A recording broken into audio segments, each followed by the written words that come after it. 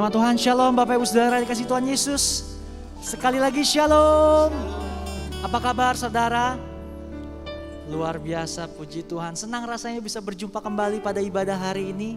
Saya percaya hari ini ibadahnya gak akan jadi biasa-biasa aja ketika saudara mempersembahkan yang terbaik buat Tuhan. Amin. Saya percaya ketika kita membicarakan sesuatu yang terbaik dalam sebuah ibadah, itu berbicara tentang penyembahan dan ucapan syukur. Amin. Saudara siap memuji Tuhan, mengucap syukur? Boleh lambaikan tangannya? Boleh kasih tepuk tangan yang terbaik buat Tuhan Yesus? Mari tundukkan kepala, kita satu dalam doa. Bapa dalam surga, terima kasih Tuhan. Kalau hari ini kami boleh ada sebagaimana kami ada, itu semua karena anugerah-Mu Tuhan. Itu semua karena kebaikan-Mu Tuhan Yesus. Terima kasih, kami bangga punya Allah yang begitu baik terhadap setiap kami Tuhan. Kami mau katakan, sekalipun kami di dalam lembah kelam, kami tidak takut Tuhan Yesus. Karena kami percaya tangan Tuhan menopang setiap kami. Kami serahkan ibadah sepanjang hari ini hanya ke dalam tangan-Mu Tuhan Yesus. Mari setiap kita yang percaya sama-sama kita katakan, amin.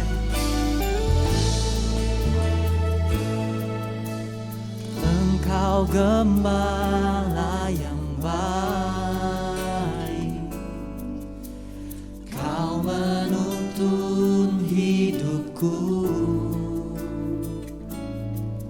dan bawaku ke air tenang,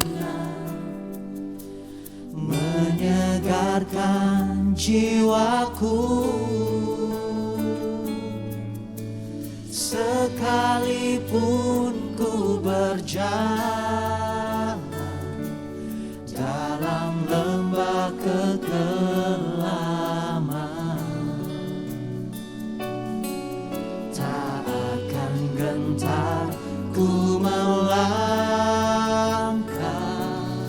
sebab Engkau besertaku. Sebab Engkau gembala kami yang baik Tuhan Yesus. Mari jemaat Tuhan, angkat suaramu lebih lagi, katakan, Engkau gembala yang baik, Kau menuntun hidupku, bawa kami ke air yang tenang Tuhan. Tenang, menyegarkan jiwaku. Sekalipun ku berjalan dalam lembah kekelaman, takkan kami gentar Tuhan, tak akan gentar ku melangkah, sebab Engkau besertaku. Kami percaya Tuhan, Kau selalu beserta setiap kami. Terima kasih Tuhan. Mari lebih keras lagi saudara, angkat pujian ini sama-sama nyatakan, Engkau gembala yang baik, Kau menuntun hidupku dan bawaku ke air tenang, menyegarkan jiwaku. Mari sama-sama katakan, sekalipun ku berjalan dalam lembah kekelaman, tak akan gentar ku melangkah, sebab Engkau beserta. Mari lebih sungguh lagi sambil angkat tanganmu katakan, sekalipun ku berjalan dalam lembah kekelaman, takkan gentar kami melangkah ku melangkah, sebab Engkau beserta. Lebih lagi nyatakan, sekalipun ku berjalan dalam lembah kegelapan, tak akan gentar ku melangkah, sebab Engkau besertaku. Mari dengan segenap hatimu katakan, sekalipun ku berjalan.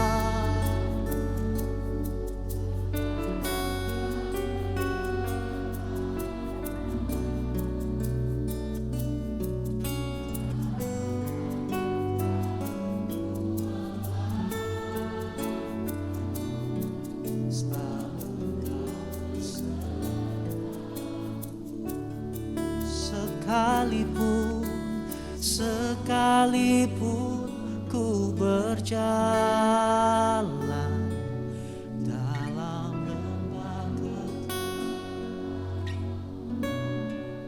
takkan gentar Tuhan, kan gentar ku melangkah, sebab Engkau besertaku.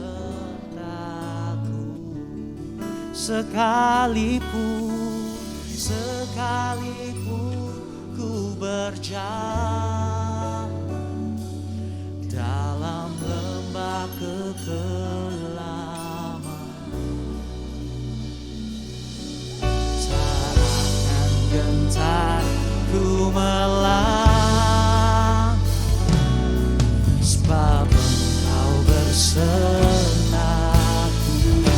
Mari sambil tepuk tangan, angkat tanganmu, sama-sama katakan, sekalipun ku berjalan dalam lembah kegelapan,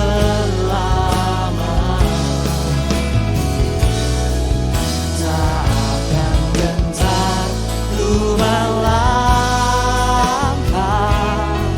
sebab Engkau besertaku.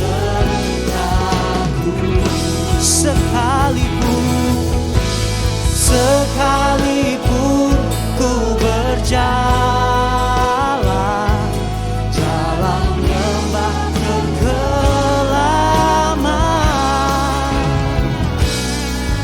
tak akan gentar ku melangkah, sebab Engkau besertaku. Takkan gentar ku melangkah, sebab Engkau besertaku. Takkan gentar kami melangkah Tuhan, ku melangkah, sebab Engkau besertaku. Beri kemuliaan untuk Tuhan kita yang baik, sebab Dia gembala yang baik.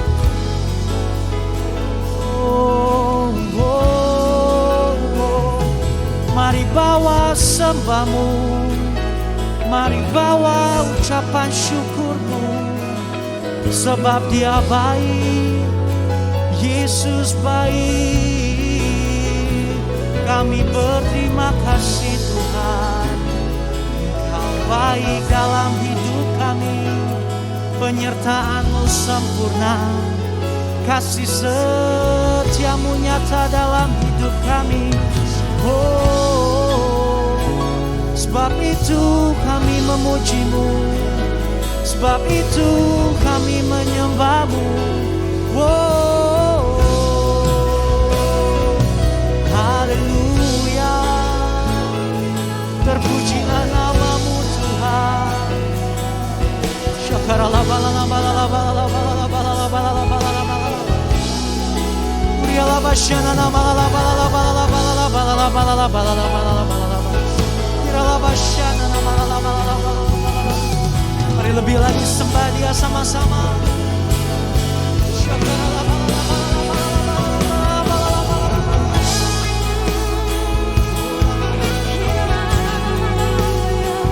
Mari terus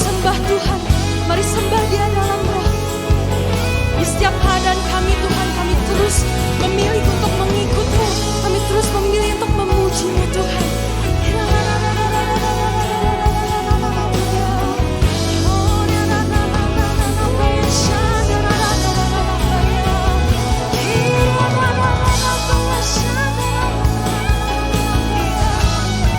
Kau baik Tuhan, Kau teramat baik dalam hidup kami. Kau sungguh baik Tuhan, Kau sangat baik.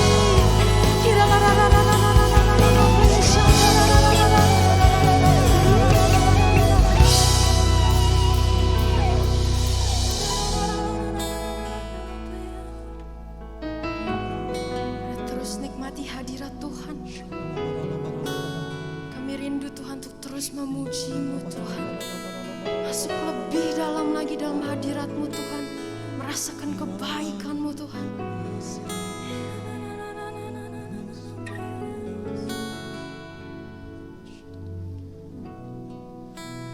Ku sembah Engkau Yesus, hanya Engkau Allah di hidupku. Sebab tiada yang lain Tuhan, tiada yang lain, hanya Kau, hanya Engkau Tuhan, selamanya Kau tetap Allah. Walau dunia semua bergoncang,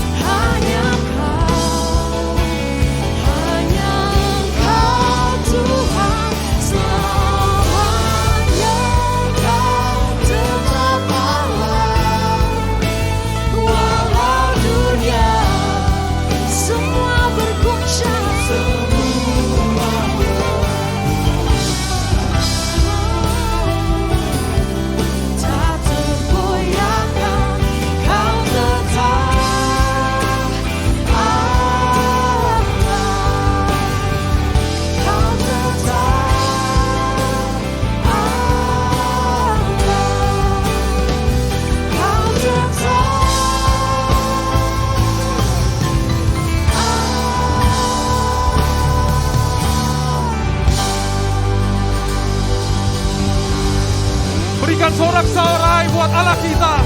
Sebab di dalam Dia kita tidak tergoncangkan. Haleluya. Mari jemaat Tuhan yang sedang beribadah, bersama-sama saya mengajak untuk kita sama-sama memperkatakan janji Tuhan yang terdapat di dalam Mazmur 91. Dalam lindungan Allah, orang yang duduk dalam lindungan yang maha tinggi dan bermalam dalam naungan yang maha kuasa akan berkata kepada Tuhan, tempat perlindunganku dan kubu pertahananku, Allahku yang kupercayai. Sungguh Dialah yang akan melepaskan engkau dari jerat penangkap burung, dari penyakit sampar yang busuk. Dengan kepaknya Ia akan menudungi engkau, di bawah sayapnya engkau akan berlindung. Kesetiaannya ialah perisai dan pagar tembok.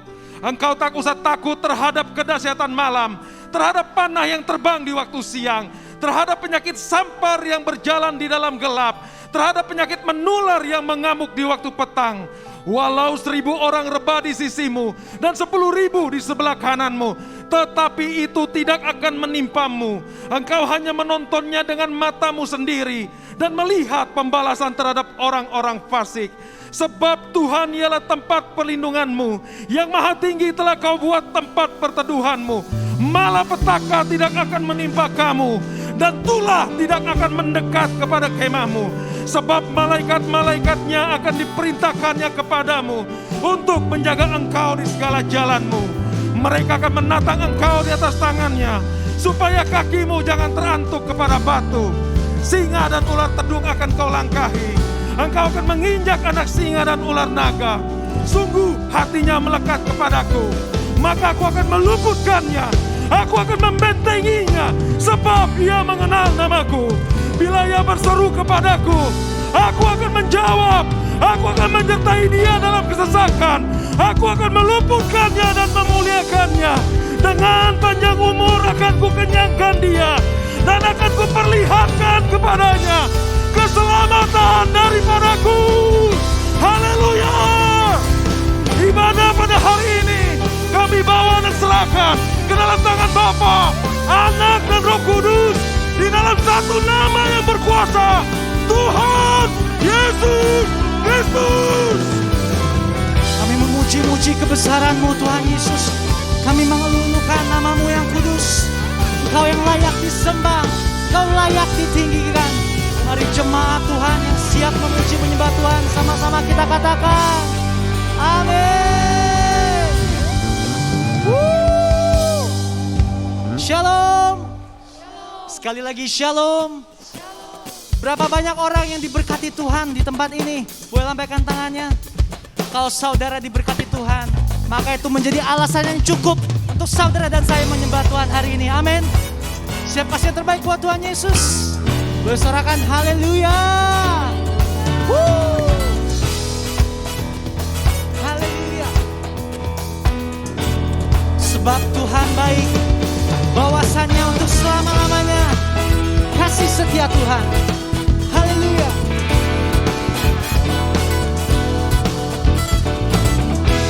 Mari masuk hadiratnya dengan hati bersyukur. Angkat suaramu, sama-sama katakan. Masuk gerbangnya bersyukur dengan penuh pujian, bersuka di hadiratnya, nyanyi besarkan agung namanya. Puji dan juga sangkakala, musik dan tarian, semua makhluk di bumi di surga dengan senang hati angkat sama-sama angkat tangannya. Sebab Tuhan baik, sebab Tuhan baik, sebab Tuhan baik, anugerahnya kekal selamanya. Sebab Tuhan baik, Tuhan baik, sebab Tuhan baik, sebab Tuhan baik, anugerahnya kekal selamanya. Sebab Tuhan baik, anugerahnya kekal selamanya.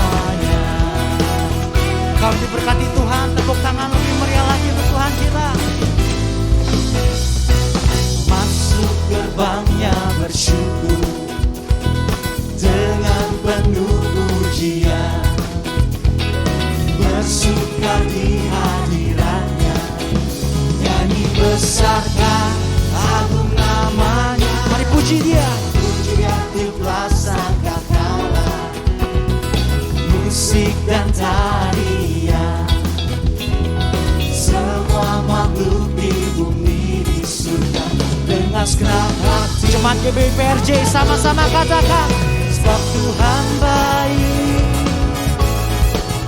sebab Tuhan baik, sebab Tuhan baik, anugerahnya kekal selamanya. Sebab Tuhan baik, sebab Tuhan baik, sebab Tuhan baik, anugerahnya kekal selamanya. Sebab Tuhan baik, anugerahnya kekal selamanya.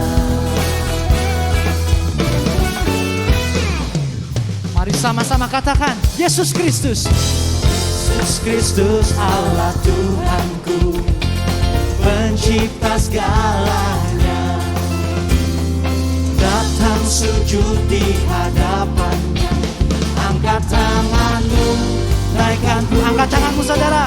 Sebab angkat galah, musik dan tarian, semua makhluk di surga dengan senang hati. Saya mengangkat jempolnya, kasih jempolnya buat Tuhan. Sebab Tuhan baik, sebab Tuhan baik, sebab Tuhan baik, anugerahnya kekal selamanya. Sebab Tuhan baik, sebab Tuhan baik, sebab Tuhan baik, anugerahnya kekal selamanya. Sebab Tuhan baik, anugerahnya kekal selamanya. Sekali lagi katakan, sebab Tuhan baik. Amin. Sebab Tuhan baik, sebab Tuhan baik, anugerahnya kekal selamanya. Sebab Tuhan baik, sebab Tuhan baik, sebab Tuhan baik, anugerahnya kekal selamanya. Sebab Tuhan baik, anugerahnya kekal selamanya. Mari engkau yang mengalami kebaikan Tuhan sama-sama. Sebab Tuhan baik, sebab Tuhan baik, sebab Tuhan baik, anugerahnya kekal selamanya. Sambil tepuk tangan, sebab Tuhan baik, sebab Tuhan baik, sebab Tuhan baik, anugerahnya kekal selamanya. Sebab Tuhan baik, anugerahnya kekal selamanya.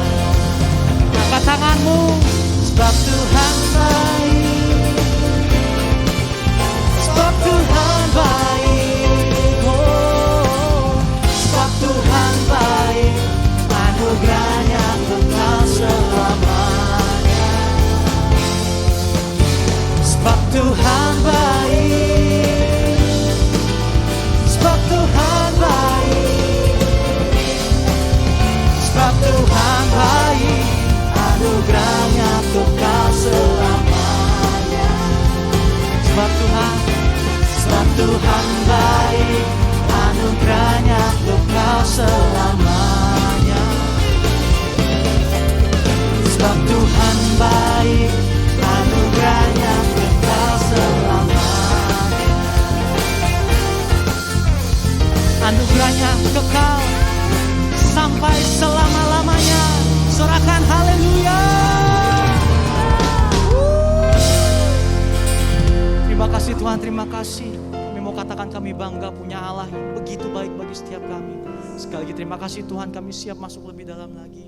Hanya di dalam nama Tuhan Yesus. Haleluya. Amin. Silakan duduk kembali Bapak Ibu Saudara. Baik, berikutnya kita akan memasuki prosesi penyerahan anak. Untuk para anak dan orang tua, dipersilakan bisa naik ke mimbar. Saya akan menyebutkan nama-nama anak yang akan diserahkan. Anak Skiasva Gerard Pangaribuan, anak Elshadai Kristianto, anak Helena Onyiechi Onukwodolu, Serena Ihechua Onukwodolu, Alfred Theodor Fakar, anak Nicole Faith Setiawan, anak Kenara Abigail Jobi, anak Keizo Galen Jose, anak Jill Karen Kusnadi, anak Darren Gamaliel Kuntadi, anak Faith Roseford Haryadi, dan anak Asman Yap Sutanto.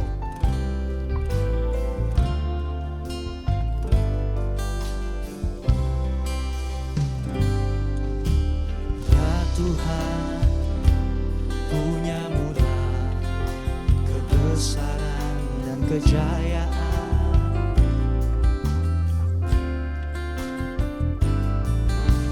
Ya Tuhan, punya mula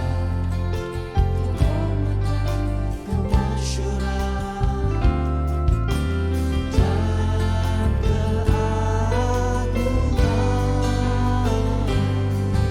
Segala yang di langit dan yang di bumi,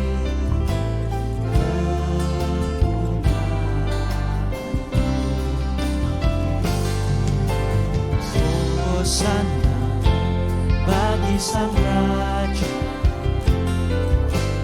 Hosana di tempat yang maha tinggi, Hosana, Hosana, Hosana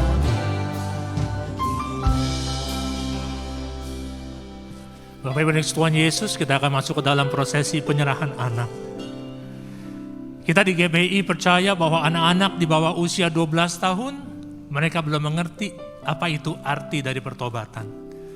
Itu sebabnya mereka belum dibaptis, tapi mereka diserahkan kepada Tuhan Yesus. Puji syukur kepada Tuhan bahwa pada hari ini ada 11 anak yang akan diserahkan kepada Tuhan Yesus. Saya undang Bapak Ibu untuk bangkit berdiri. Yuk, kita angkat tangan kita, arahkan kepada mereka, kita doakan bersama-sama.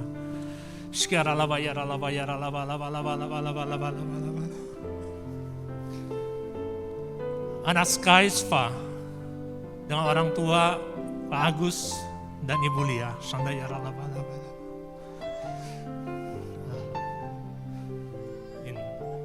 Anak Darren dengan orang tua Pak Meki dan Ibu Silvana. Anak Helena dan anak Serena dengan orang tua Bapak Yumeka dan Ibu Regina. Anak Elshadai dengan orang tua Pak Billy dan Ibu Henny. Anak Roseford dengan orang tua Pak Rubin dan juga Ibu Shelley. Anak Alfred dengan orang tua Pak Darmawan dan juga Ibu Maaf. Selviana, anak Niko dengan orang tua Pak Ervan dan juga Ibu Deviana. Anak Jill Karen dengan orang tua Pak Kristanto dan Ibu Gebi. Anak Kinara dengan orang tua Pak Joking dan Ibu Feby. Anak Keiso dengan orang tua Pak Joni dan Ibu Selvia. Anak Ralphson dengan orang tua Pak Jansen dan Ibu Desi. Dengan iman dari kedua orang tuamu, pada hari ini kalian diserahkan kepada Tuhan Yesus. Dan mulai saat ini engkau telah menjadi miliknya. Engkau akan dijaga, engkau akan dipimpin, engkau akan dilindungi, engkau akan diberkati. Sepanjang hidupmu, Tuhan Yesus menyertaimu. Engkau akan mengasihi Tuhan Yesus sebagaimana Tuhan Yesus mengasihi anak-anaknya. Bapa, Engkau pimpin setiap anak-anak ini Tuhan di dalam kehidupan mereka Tuhan. Engkau pakai mereka untuk kemuliaan nama-Mu Tuhan. Engkau pakai mereka Tuhan dimanapun mereka berada Tuhan. Terus bawa mereka naik untuk menjadi kepala dan bukan ekor Tuhan. Kami akan melihat begitu banyak kesaksian yang akan terjadi dalam kehidupan mereka Tuhan. Dan nama-Mu akan selalu dipermuliakan.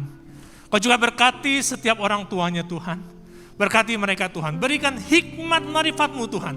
Untuk mereka bisa mendidik anak-anaknya menjadi takut akan Tuhan. Kau pimpin setiap usaha bisnis pekerjaannya Tuhan. Kau buat berhasil apa yang mereka kerjakan Tuhan. Kau berikan damai sejahtera, sukacita di dalam keluarga, keharmonisan. Di dalam nama Tuhan Yesus Kristus kami sudah berdoa. Amin.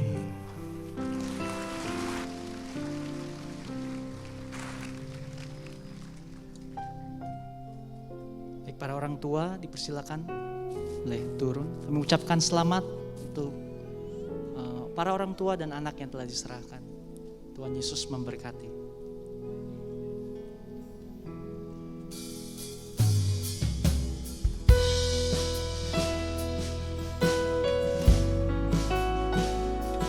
Saat ini Tuhan, kami siap untuk masuk lebih dalam lagi dalam hadirat Tuhan. Kami mau terus sembah Tuhan. Apapun yang menjadi keadaan kami saat ini Tuhan, tetap kami memilih untuk mengikut-Mu Tuhan. Terima kasih Tuhan. Semua karena anugerah-Mu hari ini ada. Bukan karena kuatku, namun karena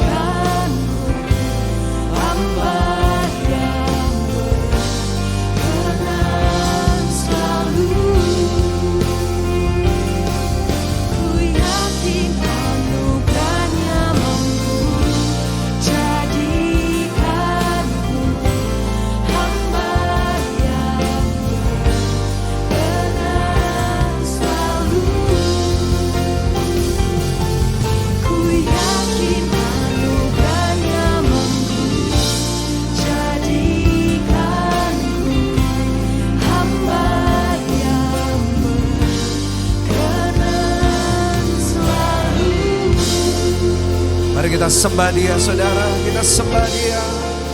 Yara lama syaka, yara lama so. Mari kita angkat kedua tangan kita buat Raja kita di tempat ini. Yara lama so. Haleluya. Kami sembah. Kami percaya Kau hadir bersama dengan kami di tempat ini, Tuhan. Kami percaya jika Engkau hadir, kesembuhan terjadi. Ada kekuatan yang baru, ada mujizat dari Tuhan.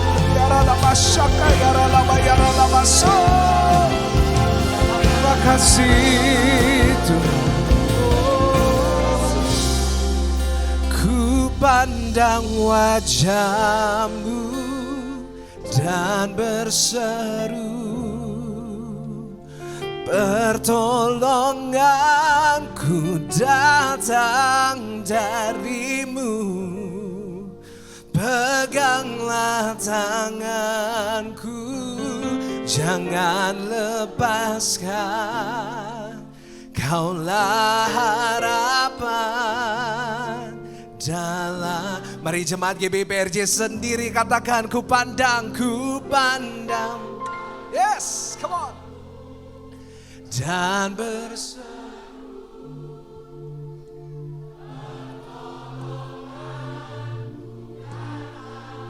dari-Mu, peganglah tanganku.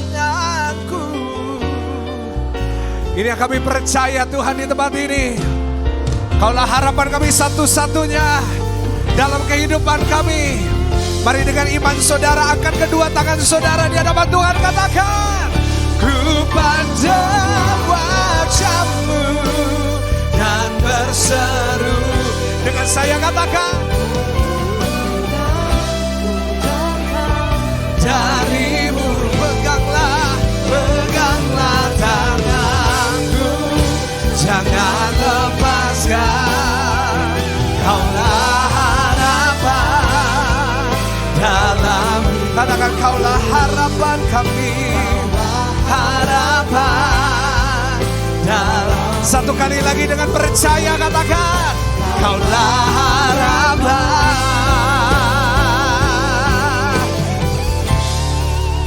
dalam hidup. Kasih tepuk tangan yang paling luar biasa, yang paling dahsyat buat Tuhan kita. Haleluya. Haleluya. Haleluya. Haleluya. Haleluya. Kami percaya seperti lagu ini mengatakan, Kaulah pengharapan dalam hidup kami.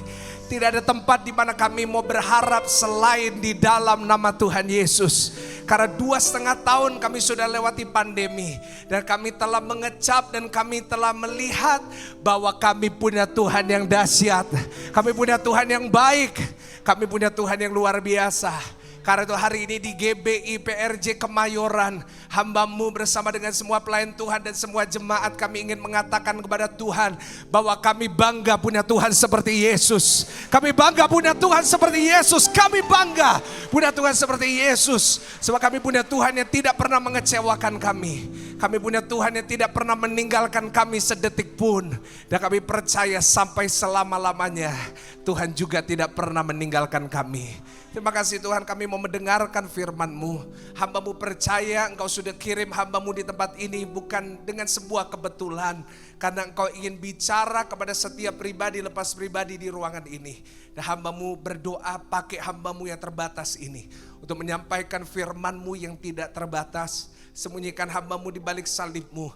Biar firman-Mu yang berbicara hari ini. Dan hamba-Mu percaya saat firman-Mu yang berbicara, setiap jemaat yang datang pulang diberkati oleh Tuhan. Terima kasih Tuhan, di dalam nama Tuhan Yesus. Mari jemaat Tuhan yang siap mendengarkan firman Tuhan, mari bersama-sama dengan saya katakan amin. Haleluya. Silakan duduk Bapak Ibu Saudara sekalian.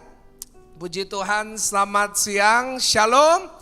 Saya percaya yang jam 11:30 bisa lebih keras dari itu. Selamat siang, shalom. Tuhan Yesus baik, amin. Yang percaya Tuhan Yesus baik, angkat tangan tinggi-tinggi. Kasih tahu kanan kiri, Tuhan Yesus baik. Yang percaya tepuk tangannya paling luar biasa buat Tuhan Yesus kita yang baik. Puji Tuhan. Saya Pastor Michael Gunawan.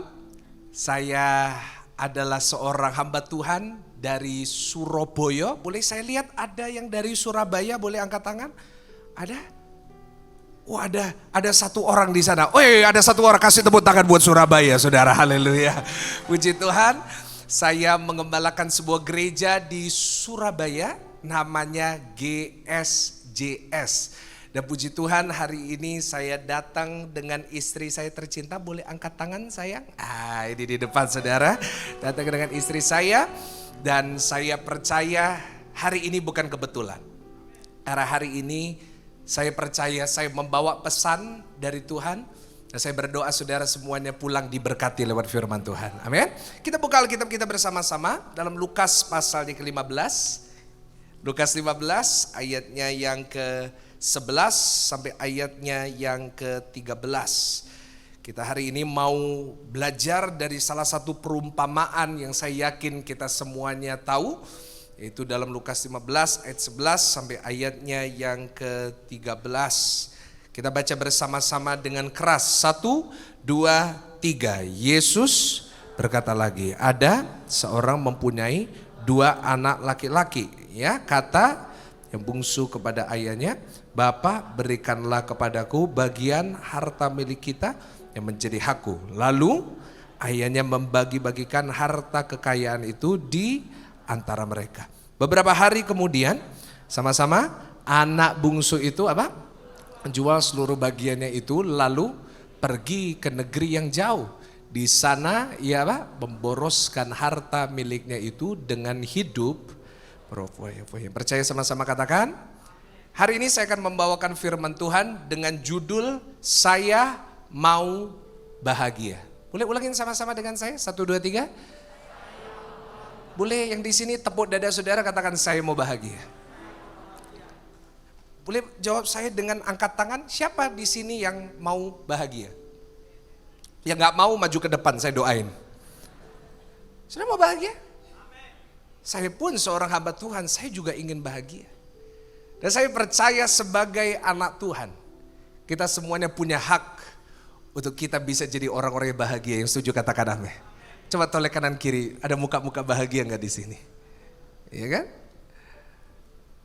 Saya mau bahagia.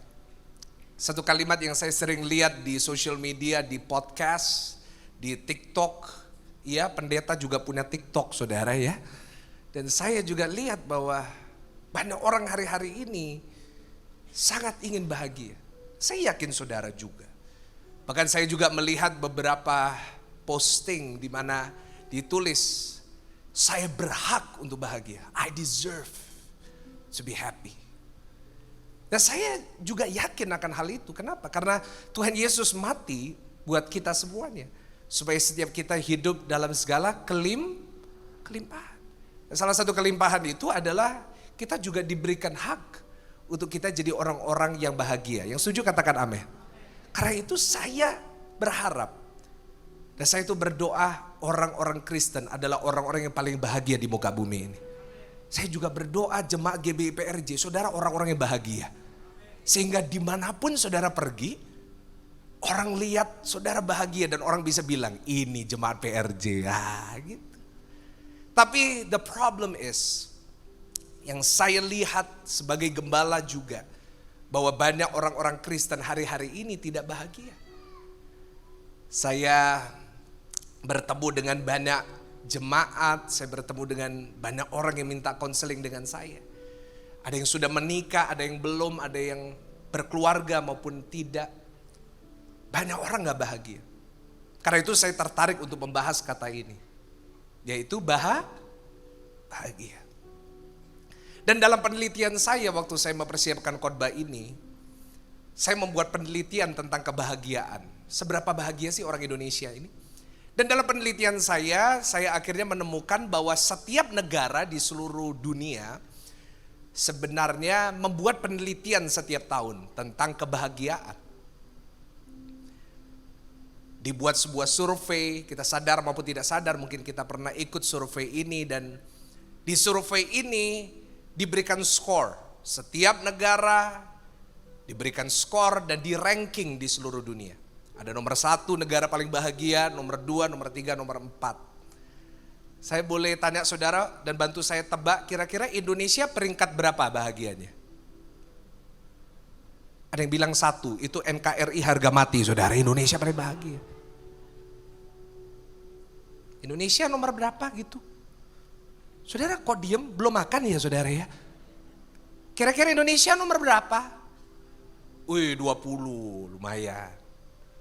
Tadi pagi jam 9 ada yang bilang nomor 4, wih keren. Saudara, dalam penelitian saya menemukan bahwa Indonesia nomor 80. Coba tolak kanan kiri, itu yang 80% atau itu yang bahagia atau enggak saudara ya? Peringkat 80, orang Indonesia sangat enggak bahagia. Dan itu membuat saya tertarik Pak. Iya ya, kita orang percaya, kita orang yang cari Tuhan setiap minggu. Tapi kok kita enggak bahagia? Saudara, secara setiap pribadi di ruangan ini, dari saudara paling kiri, saudara paling kanan, saudara semua pasti mau bahagia. Tapi seperti saya catat, seringkali kita tidak menemukan kebahagiaan yang sesungguhnya. Dan seringkali kita menghabiskan seluruh hidup kita untuk mencari kebahagiaan itu. Setuju sama saya?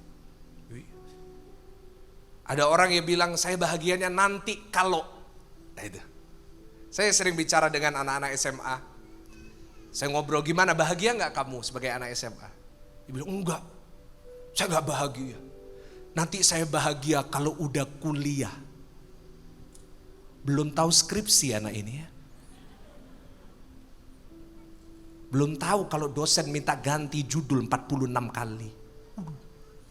Saya lalu ngobrol sama anak-anak kuliah gitu kan. S1 gitu. Gimana, bahagia enggak? Enggak. Stres kena skripsi. Nanti aku bahagia kalau udah kerja.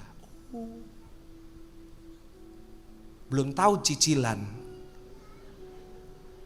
Belum tahu bayar listrik dan air. Belum tahu habis ini Pertalite udah gak boleh buat mobilnya. Haleluya, Tuhan Yesus ampuni. Udah kerja nih. Wah sukses, tapi jomblo. Ada jomblo di sini angkat tangan? Saya suruh angkat tangan supaya bisa angkat tangan dan tolak-tolak. Ini ada yang, siapa tahu ada yang cocok Bapak Ibu Saudara ya. Yang jomblo, wah di Surabaya itu ada komunitas jomblo. Saya rasa PRJ perlu buat. Komunitas jomblo itu biasanya, Pastor saya bahagia kalau udah menikah. Belum tahu. Saya dulu ya, sebelum menikah saya pikir menikah itu sangat bahagia. Nggak taunya setelah menikah, luar biasa bahagianya. Nah saudara pikir saya mau ngomong apa saudara? Tapi saya sering ketemu dengan orang yang sudah menikah gak bahagia tuh. Suami istri serumah, pisah ranjang, pisah kamar. Tapi saya percaya di tempat ini orang-orang bahagia. Yang setuju katakan amin. Dan luar biasanya Alkitab itu, dalam hal yang paling sederhana seperti bahagia, dia udah kasih kita jalan. Dan kita bisa belajar dari kisah yang baru kita baca tentang perumpamaan anak yang terhilang. Di dalam perumpamaan ini kita lihat ada seorang anak bungsu meminta warisan dari ayahnya. Dan ayahnya baik saudara. Ayahnya kasih setengah dari semua hartanya untuk anak ini pakai. Dikatakan firman Tuhan bahwa anak ini lalu pergi ke negara yang jauh menghabiskan berfoya-foya. Tetapi pada akhirnya dia tidak menemukan kebahagiaan itu. Dan apa yang dia temukan, dia harus menjadi penjaga babi. Nah hari ini saya tertarik untuk membahas anak yang terhilang. Tapi tahukah saudara, yang terhilang bukan hanya yang bungsu, tetapi yang sulung pun juga terhilang. Dari kisah ini kita bisa tahu dan kita bisa menemukan diri kita di antara dua anak ini. Karena setiap kita mencari kebahagiaan di tempat yang berbeda. Dan saya akan tunjukkan ada dua tempat di mana manusia mencari kebahagiaan. Yang pertama kita belajar dari anak bungsu ini. Kita barusan membaca bagaimana dia menghabiskan semua uangnya, dia meminta uang lalu dia menghabiskan untuk hidup berfoya-foya. Inilah tempat pertama di mana kita mencari kebahagiaan, yaitu kita cari dalam keduniawian. Ulangin sama-sama dengan saya, dalam apa saudara? Kita cari bahagia dari dunia. Anak ini ingin bahagia, karena itu dia cari dari dunia. Apa yang dia lakukan? Dia minta uang kepada ayahnya. Tolong berikan kepadaku setengah dari harta, setengah dari warisan, kasih ke aku. Kenapa dia cari bahagia di situ? Karena dia berpikir bahwa dunia bisa kasih dia kebahagiaan. Dan banyak dari kita tanpa kita sadari, kita pun juga menganut prinsip yang sama. Kita mencari kebahagiaan dari mana saudara? Dari dunia. Kita berpikir dan kita mencari apa yang bisa membuat kita bahagia dari dunia. Dan banyak orang punya satu prinsip. Makin banyak uang, makin bahagia. Makin aku punya banyak ini, apa ini saudara? Cuan. Makin cuan, makin banyak uang, saya akan lebih bahagia. Tetapi saya juga bertemu dengan banyak orang-orang kaya. Dia gak bahagia. Lah, Bapak Ibu Saudara, kadang-kadang kita seperti anak bungsu ini. Kita menghabiskan seluruh hidup kita cari uang sampai ada istilah banting. Pantesan encok terus. Puter. Hati-hati stroke kalau diputer terus otaknya. Ya kan? Supaya apa? Kita berpikir makin banyak uang, kita makin bahagia. Dan memang gak bisa dipungkiri ya, saya bukan pendeta yang di atas awan gitu. Memang dunia bisa kasih kita kebahagiaan, ya gak sih? Ada yang langganan Netflix? Oh enggak pastor, saya GBPRJ, saya cuma doa fajar dan Bible study gitu. Ada yang Netflix? Saya gak kasih tahu gembala saudara, gak apa-apa saudara ya. Netflix kan? Nonton, bayangin pulang kerja, lagi hujan, masuk kamar, matiin lampu, nyalain AC, nonton drama Korea sambil makan samyang. Bahagia gak? Oh gak bisa dipungkiri bahagia. Ya kan? Beli mobil baru bahagia gak? Beli tas baru bahagia bu? Pura-pura, itu tadi ada ibu, itu bahagia pastor, luar biasa. Gak bisa dipungkiri. Saya kemarin baru datang dari Surabaya, diajak makan sama Pastor Eradi di Plaza Indonesia. Saya lihat wajah-wajah yang keluar dari toko-toko itu bahagia semua. Waduh, seneng. Dan memang bahagia. Tapi kenapa orang yang sudah dapat semua dari dunia, kenapa gak bahagia? Karena mereka pada akhirnya sadar bahwa semua yang diberikan oleh dunia bersifatnya hanya coba ngomong sama kanan kiri, sementara.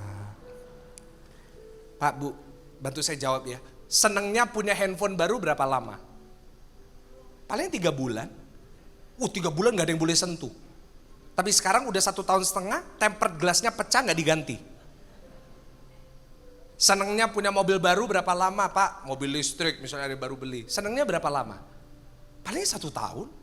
Awal-awal gak ada yang boleh nyentuh belnya. Loh Pak kenapa gak dibel? Iya takut rusak. Tapi udah lama udah kayak gak dirawat gitu. Ayo anak-anak muda senengnya punya pacar baru berapa lama? Iya anak-anak muda itu ya kok pacaran udah seneng gitu. Panggilnya sayang, honey, sweetie. Saya pernah dengar Bani. Loh Bani kenapa? Ya lucu kayak kelinci pacar saya. Saya pernah lihat anak muda umur 14-15 ya, baru pacaran 3 bulan. Manggilnya Pi, Mi, najis buat saya. Belum bisa bayar cicilan, belum bayar listrik.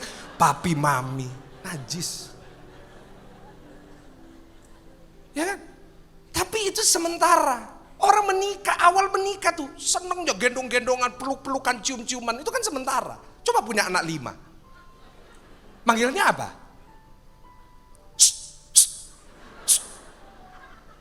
Awal-awal menikah saya lihat yang tadi penyerahan, ini masih romantis-romantis. Suami yang lihat istri malu-malu, apa sih papa ini lihat-lihat. Ayo coba yang punya cucu 4. Suami ngeliatin istri ngomong apa? Mau apa kamu? Mau apa? Mau apa lagi kamu? Suami ngomong, bikinin kopi. Awal-awal menikah disuruh bikin kopi. Mau gula berapa saset, Pak? Ayo, anak 4 sekolah Zoom semua. Bikinin kopi. Kamu gak punya tangan, gak lihat aku lagi ngurusin Zoomnya anak-anak. Yang tertawa itu biasanya pelaku atau korban, saudara.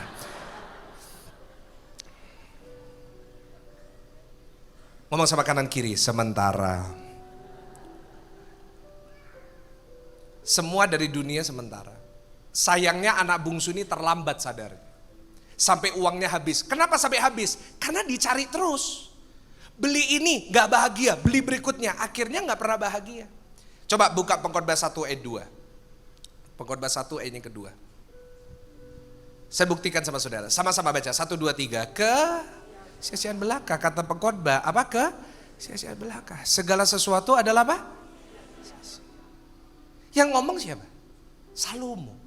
Salomo punya rumah, furniturnya dari kayu cemara. Dia punya semua yang saudara bakal bayangin. Dia punya 1000 istri. Di sini ada bapak-bapak yang punya cita-cita mau punya 1000 istri? 1000 istri. Dia udah punya semua yang kita bayangin, kita inginkan. Tapi dia bilang pada akhir hidupnya, semua itu apa? Coba senggol kanan kiri, sia-sia. Kita mau gimana pun semua itu sia-sia. Kita mau diberkati gimana pun kaya, kita mau pamer gimana pun, semuanya itu apa? Sia-sia. Saya selalu ngomong sama jemaat di Surabaya. Jadi orang jangan banyak pamer. Kalau diberkati dinikmati sendiri.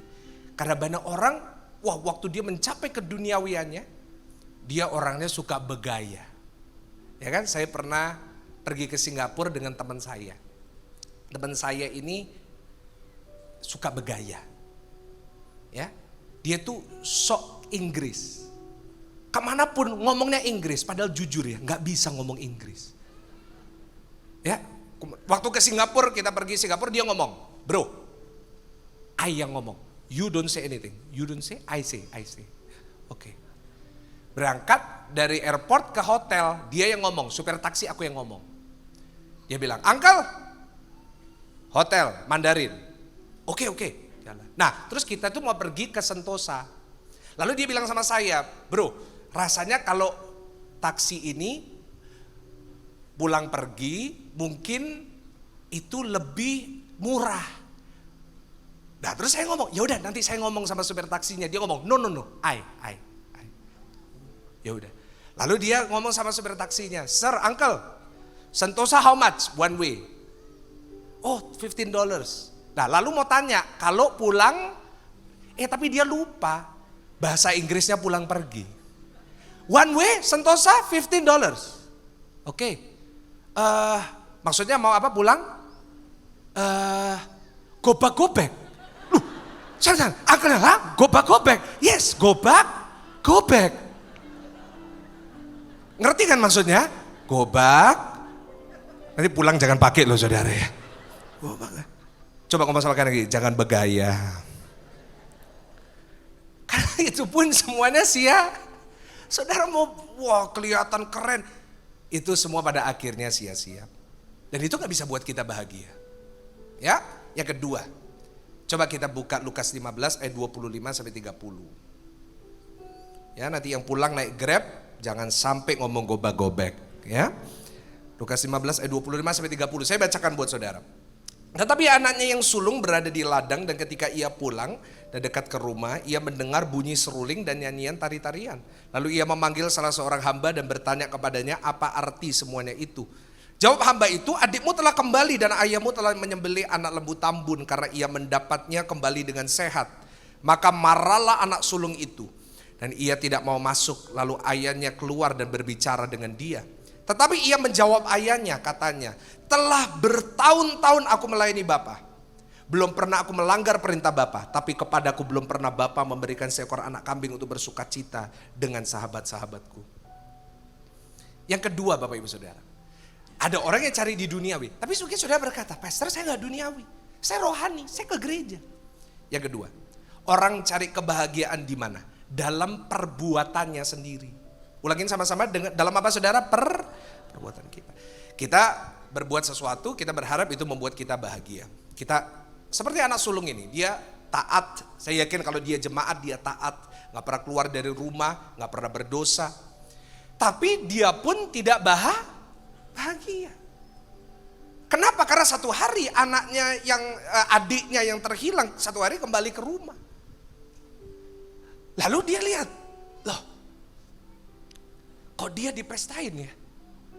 Dia pun tidak bahagia, kenapa? Karena dia berpikir, saya udah berbuat banyak, tapi kenapa bukan saya yang dipestain? Tanpa kita sadari orang Kristen juga gitu. Udah rajin ibadah, rajin ikut Bible study, rajin setiap minggu 11 selalu datang. Tapi belum diberkati, temennya yang gak pernah ke gereja diberkati. Kecewa gak? Kalau mau jujur kecewa dong. Pastor saya yang udah pelayanan, saya yang udah ke gereja, saya udah perpuluhan, saya yang udah memberikan persembahan. Kok dia yang diberkati, kok bukan saya? Itulah anak sulung ini. Dia juga gak bahagia, kenapa? Karena apa yang dia lakukan gak dibalas dengan setimpalnya. Kadang-kadang kita seperti itu, kita udah berbuat, tapi kita gak dibalas gitu kan. Pastor saya udah kerja, dihargai dong. Pastor saya udah pelayanan, dianggap dong. Pastor saya udah doa, diberkati dong, disembuhkan dong. Tapi jujur Bapak Ibu Saudara, kenapa orang yang berpikir bahwa perbuatannya bisa membuat dia bahagia, kenapa gak akan pernah bisa bahagia?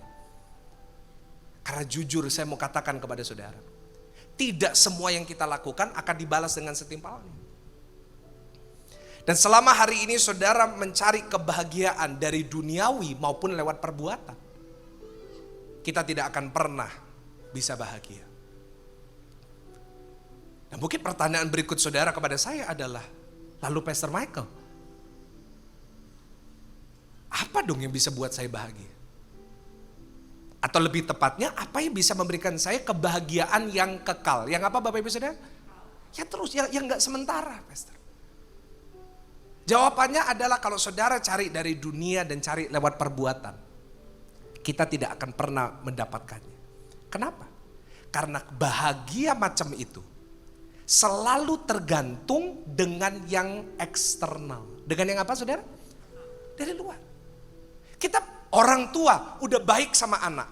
Oh, anaknya gak sopan, anaknya gak menghargai. Kecewa. Selalu tergantung yang di luar. Tapi kalau saudara ingin memiliki kebahagiaan yang kekal, saudara mau dapat kebahagiaan yang kekal? Cari yang gak boleh dari eksternal, tapi harus dari internal. Itu yang Alkitab sebut dengan satu kata, yaitu sukacita. Sukacita tidak akan pernah bisa dicuri. Kenapa? Karena lahirnya dari Roh Kudus yang ada di dalam diri kita. Tidak bisa dicuri dengan yang eksternal.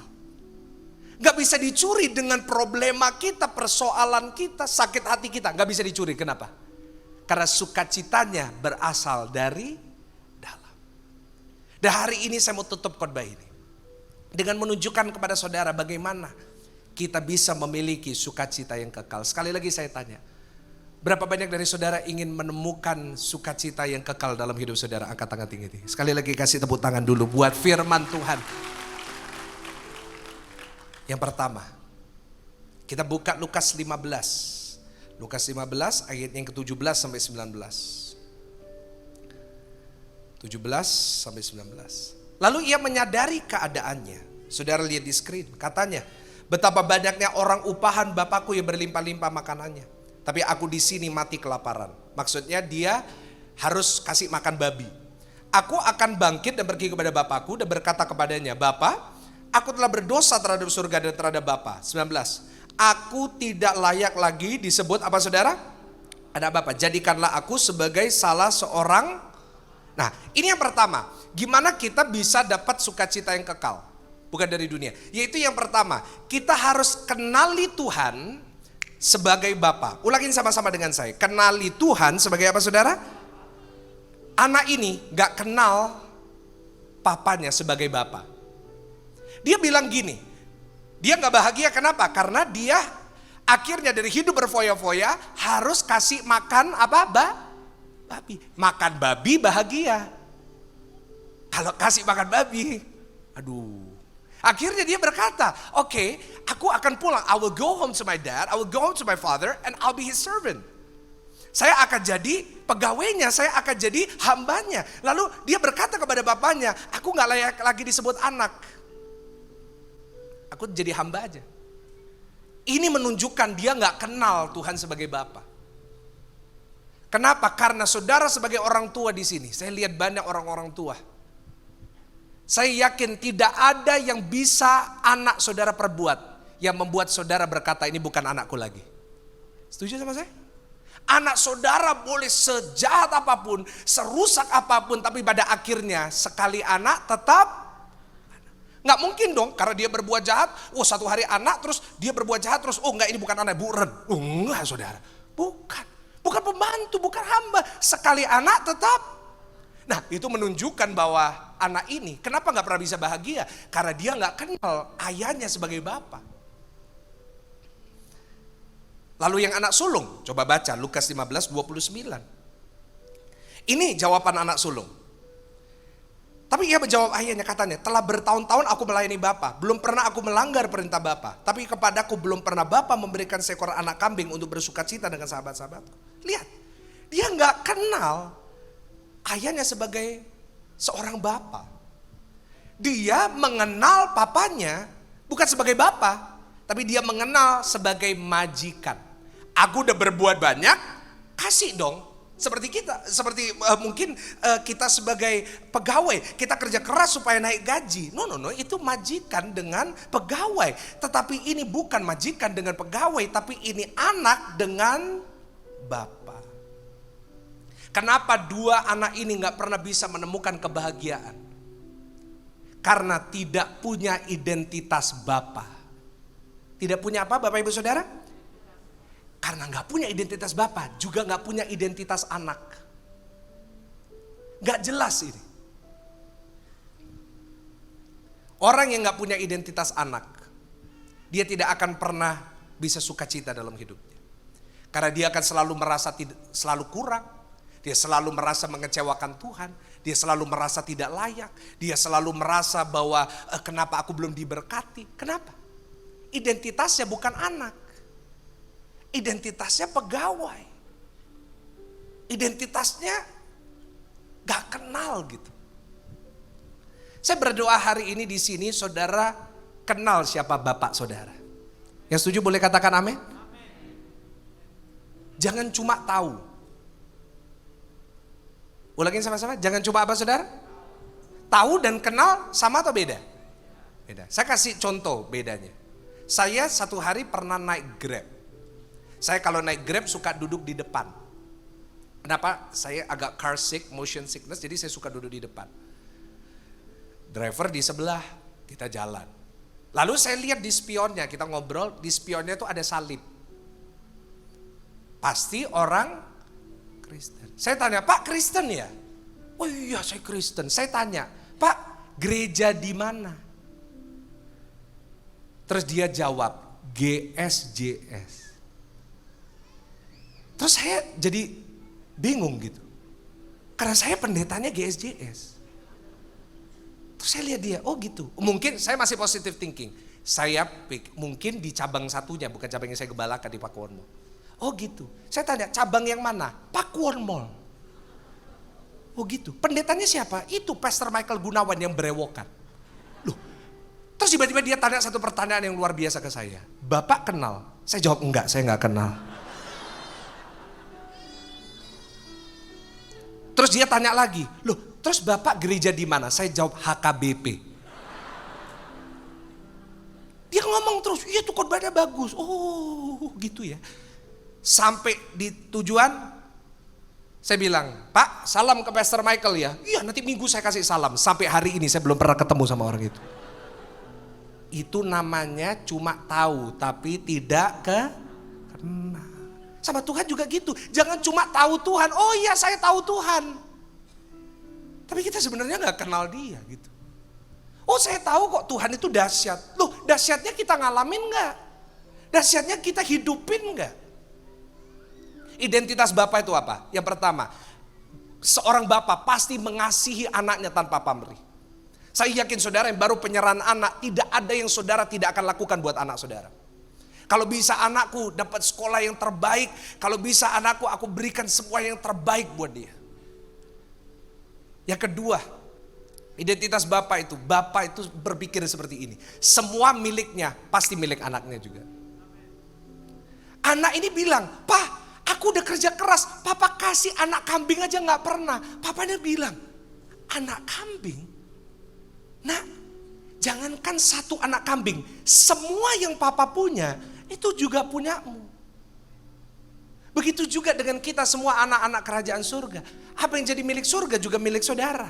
Surga penuh damai sejahtera, saudara juga berhak dapat damai sejahtera. Surga punya sukacita, saudara juga penuh dengan sukacita. Yang percaya berikan tepuk tangan. Yang paling meriah buat Tuhan. Yes, itu dia.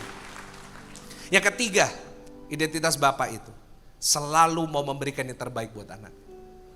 Meskipun kita kadang-kadang gak sadar gitu, tapi tetap baik. Anak kecil belajar jalan, kadang-kadang dibiarin sama papanya. Apakah berarti waktu anaknya jalan terus jatuh, terus papanya bilang, "Nak, karena kamu jatuh tak gendong seumur hidup," gitu? No. Gak apa-apa nak, ayo berdiri lagi. Karena itu ada ayat firman Tuhan yang berkata, meskipun engkau jatuh, tidak akan pernah. Ingat, meskipun engkau jatuh, artinya udah jatuh belum? Dalam hidup kita seringkali kita jatuh. Seringkali dalam hidup kita sebagai orang Kristen, kita pun juga kena masalah, kita pun juga kena penyakit, kita pun juga kena krisis, kita pun juga kena persoalan. Tetapi Tuhan berjanji, meskipun engkau jatuh, tidak pernah apa? Tergeletak, sebab ada tangan Bapa di surga yang selalu menopang, yang selalu menjaga. Yang percaya berikan tepuk tangan yang paling meriah buat Tuhan. Itu. Kalau saudara punya identitas Bapa, pasti sukacita. Kenapa? Karena saya tahu apapun yang terjadi baik maupun buruk, saya percaya Bapa saya di surga tetap mengendalikan hidup saya. Dan yang kedua, kita baca ayat terakhir. Pemain musik silakan naik. Itu kalimat yang paling disukain jemaat. Pemain musik naik, karena sebentar lagi saya makan. Haleluya. Oke, Lukas 15 ayat 29. Ayo kita baca sama-sama dengan keras. 1, 2, 3. Tetapi, ya jawab ayatnya. Katanya apa saudara? Telah bertahun-tahun aku melayani Bapa dan belum pernah aku melanggar perintah Bapa. Tetapi kepadaku belum pernah Bapa memberikan seekor anak kambing untuk Yang kedua, saudara, sekali lagi saya tanya, siapa yang mau dapat sukacita kekal? Angkat tangan. Yang kedua, yang pertama kenali dia sebagai Bapa. Yang kedua, lakukan segala sesuatu dengan ikhlas. Coba senggol kanan kiri, katakan ikhlas. Tidak ikhlas itu apa? Selalu minta balasan. Aku pelayanan dianggap, aku ke gereja diberkati. No. Beribadalah dengan apa tadi? Ikhlas. Hiduplah dengan ikhlas. Orang tua mengasihi anaknya ikhlas. Kalau ikhlas, anak tidak membalas, nggak apa-apa. Kenapa? Ikhlas. Kita kasih ke gereja, ikhlas gitu. Perpuluhan ikhlas. Melayani di gereja ikhlas. Nggak usah nuntut sesuatu kembali. Kita sukanya dengan satu kalimat kalau berdoa, Tuhan akan membalas berapa kali ganda? Jangan pura-pura nggak tahu. Sukanya berapa? 10 kali ganda, 20 kali ganda atau 100? Kadang-kadang orang Kristen kalau ngomong 100, R-nya panjang, 100 kali ganda. Gak usah ya kayak gitu-gitu lagi. Saya kasih ke gereja, nanti ROI-nya 100 kali ganda. Sudah pikir Tuhan saham? Return on investment on God. God is not an investment. Tuhan bukan investasi. Kita memberi kepada Tuhan, kita datang kepada Tuhan, kita melayani Tuhan bukan karena dapat sesuatu kembali. Tapi kita melayani Tuhan karena kita ikhlas, karena kita mengasihi Tuhan kita. Kita berikan tepuk tangan yang paling dahsyat, tepuk tangan. Bangkit berdiri bersama-sama. Bangkit berdiri bersama-sama. Waktu saya membangun gereja saya di Surabaya, saya sempat harus mengorbankan begitu banyak dari yang saya punya. Saya gak perlu sebut apa yang saya korbankan, yang saya berikan. Saya korbankan pendidikan saya sebagai dokter. Saya lulus dokter, saya ambil MTH. Saya tinggalkan pendidikan saya melayani Tuhan. Waktu saya harus membuka cabang yang saya gembalakan sekarang, saya harus mengorbankan cukup banyak hal yang saya cintai dan saya sukai. Setiap kali saya cerita kepada orang,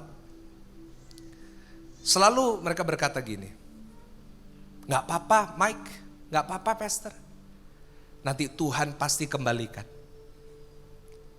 Tapi jawaban saya selalu sama, gak perlu dikembalikan.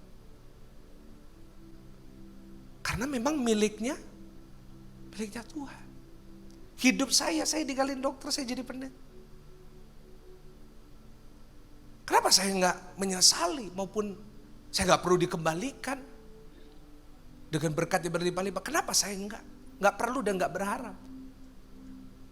Karena memang semua ini miliknya Tuhan. Kenapa harus pamrih dalam semua yang kita lakukan? Perbuatan baik kita, kasih kita, waktu kita, tenaga kita, lakukan itu dengan ikhlas. Kenapa? Karena memang bukan punya kita. Waktu kita, tenaga kita, nafas kita, kekuatan kita, uang kita, bukan punya kita gitu. Itu semua punya Tuhan. Yang setuju katakan amin. Tuhan berkata, kasihlah sesama manusia seperti dirimu sendiri. Artinya, saat engkau baik kepada orang, saat engkau melakukan yang baik, jangan menuntut dibalas. Ikhlas. Orang hidupnya ikhlas pasti bahagia. Kenapa? Gak ada tuntutan apapun. Saya berdoa jemaat GBI PRJ,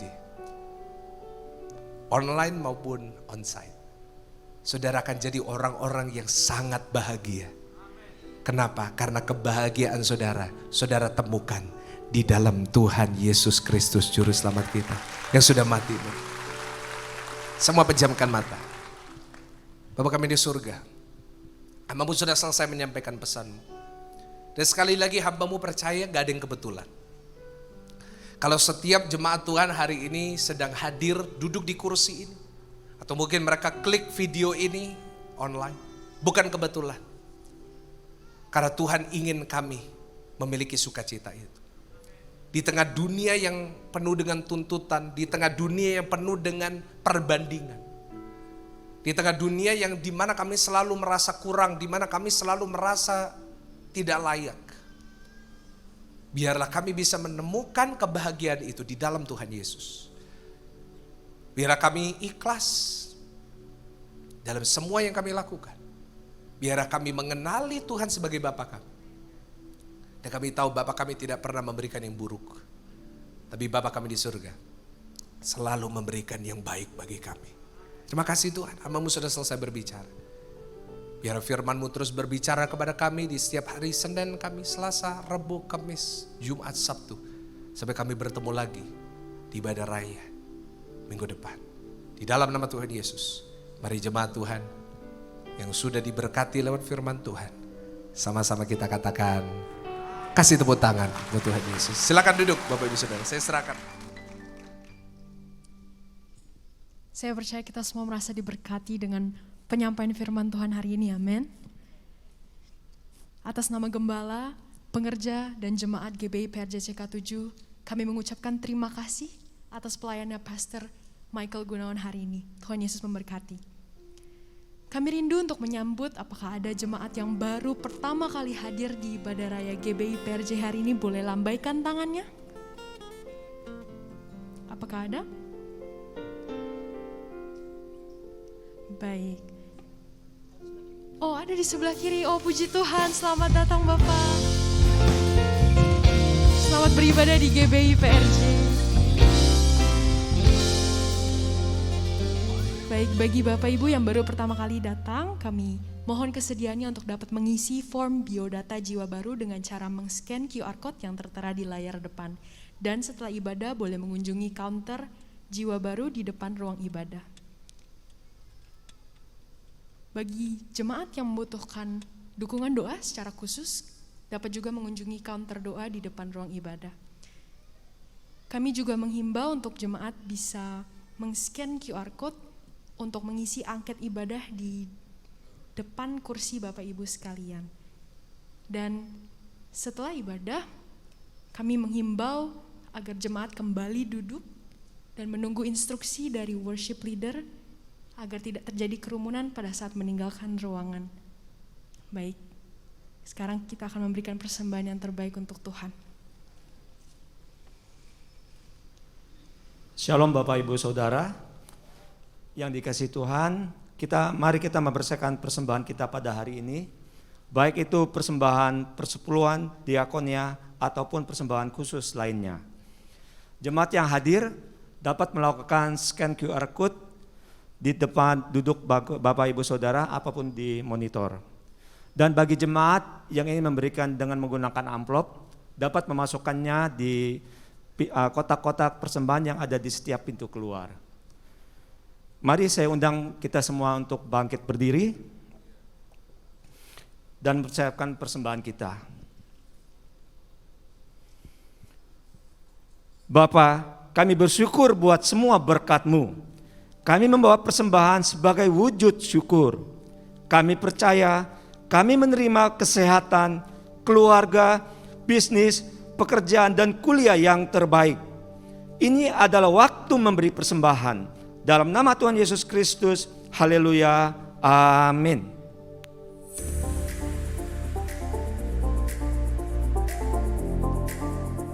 Shalom. Gembala dan seluruh pengerja serta jemaat GBI PRJ CK7 mengucapkan terima kasih kepada Pastor Michael Gunawan yang telah memberkati kita semua melalui penyampaian pesan firman Tuhan pada hari ini. Tuhan Yesus memberkati pastor dan keluarga berlimpah-limpah. Amin. Gembala dan seluruh pengerja GBI PRJ CK7 mengucapkan selamat kepada Bapak dan Ibu yang pada hari ini telah melakukan penyerahan anak. Tuhan Yesus memberkati Bapak Ibu serta anak-anak yang diserahkan pada hari ini. Amin. Berikut kami sampaikan beberapa pengumuman. Ibadah Raya Onsite hari Minggu tanggal 4 September 2022 pukul 9, 11.30 dan 16.30 waktu Indonesia Barat dilayani oleh Evangelis Indri Pardede dan disertai dengan perjamuan kudus. Ibadah Raya Onsite disertai dengan ibadah onsite BPA sebagai berikut. Yang Professional and Couples 2 PM Service pukul 14 waktu Indonesia Barat di lantai 10 Grand Ballroom. 316 Unit English Service pukul 9 dan 11.30 waktu Indonesia Barat di lantai 9 Ruang Topas. Ibadah Junior Church pukul 9 dan 11.30 waktu Indonesia Barat di lantai 9 Ruang Kristal. Joshua Generation Kids English Service pukul 9 dan 11.30 waktu Indonesia Barat di lantai 9 Ruang Emerald.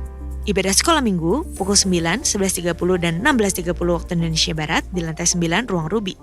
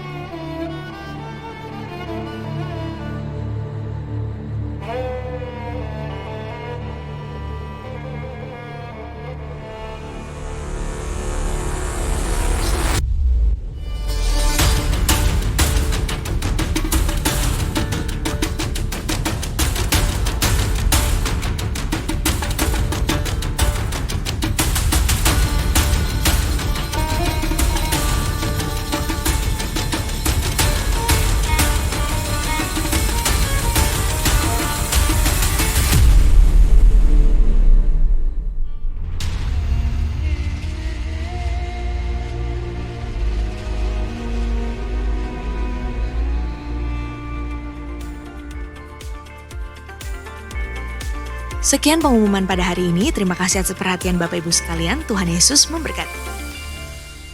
Haleluya, puji Tuhan. Mari Bapak Ibu sekalian, sebelum kita berdoa syafaat, saya mengajak kita semua boleh bangkit berdiri. Kita bersama-sama akan memperkatakan apa yang dimaksud dengan Pentakosta ketiga. Pentakosta ketiga, 1. Pentakosta ketiga adalah pencurahan Roh Kudus yang dahsyat di zaman ini, melebihi yang terjadi di Azusa Street. 2. Pentakosta ketiga akan mengakibatkan penuaian jiwa yang terbesar dan yang terakhir sebelum Tuhan Yesus datang kembali.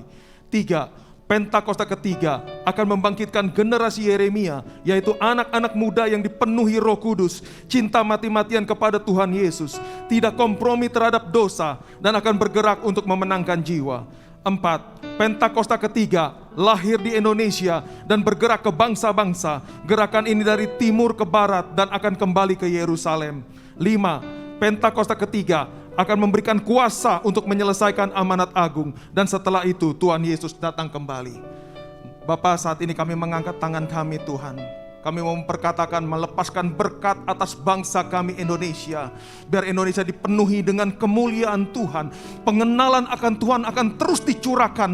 Dan pencurahan Roh Kudus Tuhan yang terbesar dan terakhir Tuhan boleh ada atas bangsa dan negeri kami. Membawa kerukunan, kedamaian dan kemakmuran atas negeri kami Indonesia ini.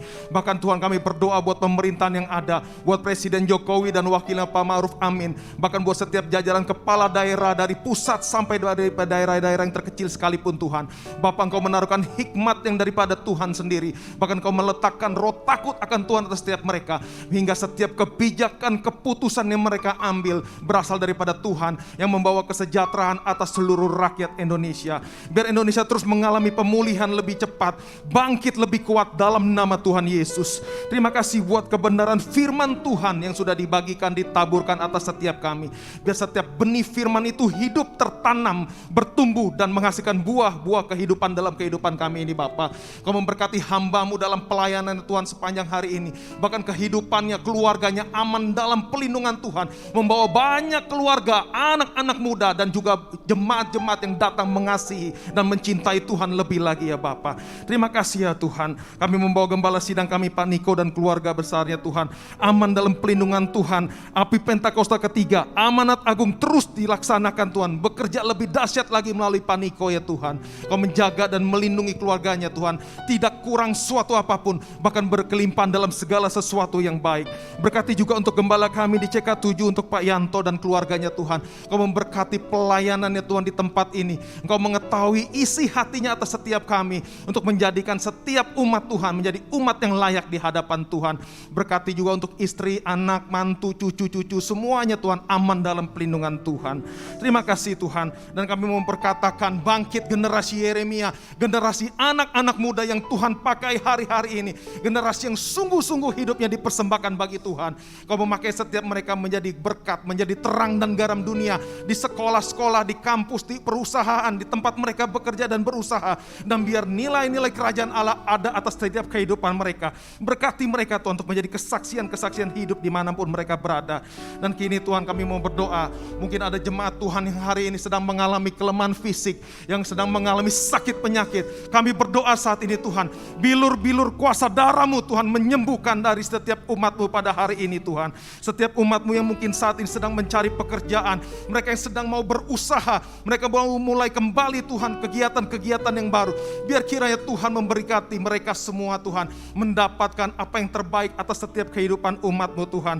Berkati setiap mereka yang mungkin dalam beban berat, biar kiranya diberikan kelegaan dan kelepasan. Dan setiap keluarga-keluarga umat Tuhan di tempat ini diberkati oleh Tuhan Yesus. Terima kasih buat segala kebaikan-Mu Tuhan. Kini kami angkat hati, kami membuka hati kami mengangkat tangan kami untuk menerima berkat Tuhan melalui hamba-Nya.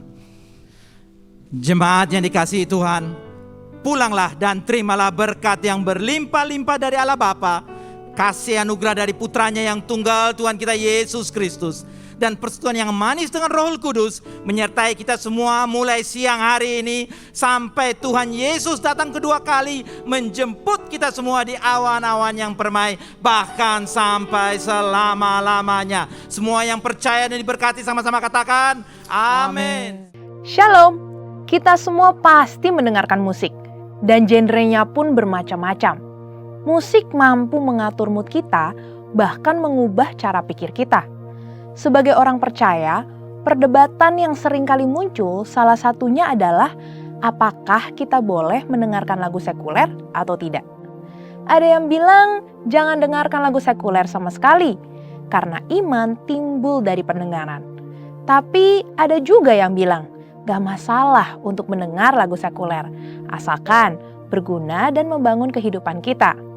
Inilah contoh perbedaan hati nurani yang dimiliki oleh setiap orang percaya, di mana situasi yang serupa pernah terjadi di kota Korintus 2000 tahun yang lalu dalam 1 Korintus 8 perihal daging yang boleh dimakan atau tidak. Melihat selalu adanya perbedaan hati nurani dari 2000 tahun yang lalu bahkan sampai sekarang, artinya memahami keberadaan hati nurani dan kesadaran akan adanya perbedaan hati nurani sangat dibutuhkan untuk menjaga kesatuan di tengah keberagaman dan akan memperkuat kesatuan gereja. Pemahaman hati nurani juga akan memampukan seseorang untuk berintegritas dan melakukan apa yang dia yakini benar. Apa yang dimaksud dengan hati nurani? Andi Naseli, seorang ahli perjanjian baru, mendefinisikannya sebagai kesadaran akan apa yang Anda percaya sebagai benar atau salah. Hati nurani adalah suatu hal yang penting menurut Alkitab. Dan sebagai orang percaya, kita perlu jadi seseorang yang menyadari keberadaan hati nurani sesuai kata Alkitab. Hati nurani bisa digambarkan seperti sebuah kompas yang memberitahu pemakainya mana arah yang benar, karena kompas memiliki standar arah utara yang benar. Begitu juga dengan hati nurani yang memampukan manusia secara alami untuk menilai dan menghakimi menurut standar tertinggi yang manusia tahu. Sebagai orang percaya, pastinya Alkitab adalah standar tertinggi kita. Jadi, kita perlu paham bahwa kondisi hati nurani setiap orang dapat memberi penilaian yang berbeda-beda. Di dalam 1 Korintus 8 dan Roma 14, ada orang yang digambarkan memiliki hati nurani yang lemah dan orang yang memiliki hati nurani yang kuat dalam konteks daging yang boleh dimakan atau tidak. Perbedaan lemah dan kuat ini bukan menunjukkan perbedaan kualitas kerohanian seseorang. Tapi yang terpenting adalah sikap kita satu sama lain. Harus seperti Roma 14 ayat 3, yaitu jangan menghina dan menghakimi keputusan setiap orang. Yang kuat hati nuraninya, jangan menghina mereka yang tidak makan daging.